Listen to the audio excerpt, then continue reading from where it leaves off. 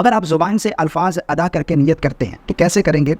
میں 5 نمازوں کی نیت آپ لوگوں کے سامنے بیان کر دیتا ہوں۔ دیکھیں، فجر کی اگر آپ نیت کریں گے، فجر کے فرضوں کی، تو اس طرح نیت کریں گے۔ نیت کی میں نے فجر کے 2 رکعت فرض کی۔ فرض نماز کی نیت کیسے کریں؟ یہ آج کا ہمارا سوال ہے۔ فرض نماز کی نیت کرنے کا کیا طریقہ ہے؟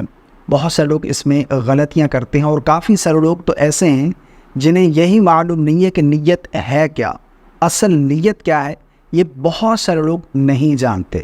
حدیث پاک ہے، انما الاعمال بالنیات، اعمال کا دار و مدار نیت پر ہے، یعنی کوئی بھی عمل ہے اس کے درست ہونے کے لیے نیت جو ہے یہ ضروری ہے۔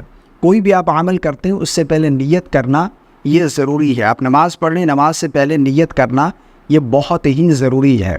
اب نیت ہے کیا؟ دیکھیں، اصل نیت دل کا پختہ ارادہ ہے، یعنی دل میں ارادہ کرنا یہ اصل نیت ہے۔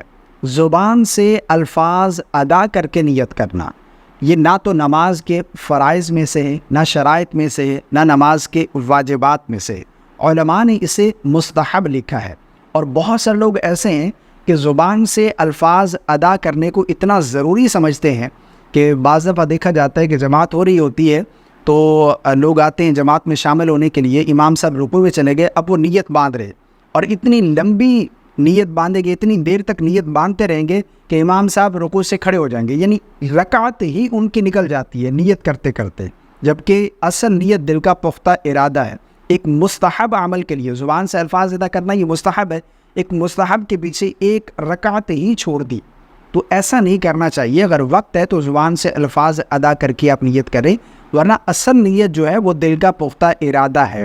اگر آپ زبان سے الفاظ ادا کر کے نیت کرتے ہیں تو کیسے کریں گے؟ میں 5 نمازوں کی نیت آپ لوگوں کے سامنے بیان کر دیتا ہوں۔ دیکھیں، فجر کی اگر آپ نیت کریں گے، فجر کے فرضوں کی، تو اس طرح نیت کریں گے۔ نیت کی میں نے فجر کے 2 رکعت فرض کی واسطے اللہ تبارک و تعالیٰ کے منہ میرا کعبہ شریف کے۔ اس کے بعد اگر امام کے پیچھے ہیں تو امام کی اقتداء کی بھی نیت کریں گے، اگر تنہا ہے تو اس کے بعد تکبیر تحریمہ کہہ کر نماز شروع کریں گے۔ اسی طرح ظہر کے فرضوں کی نیت اگر آپ کریں گے تو اس طرح نیت کی میں نے ظہر کے 4 رکعت فرض کی واسطے اللہ تبارک و تعالیٰ کے منہ میرا کعبہ شریف کے۔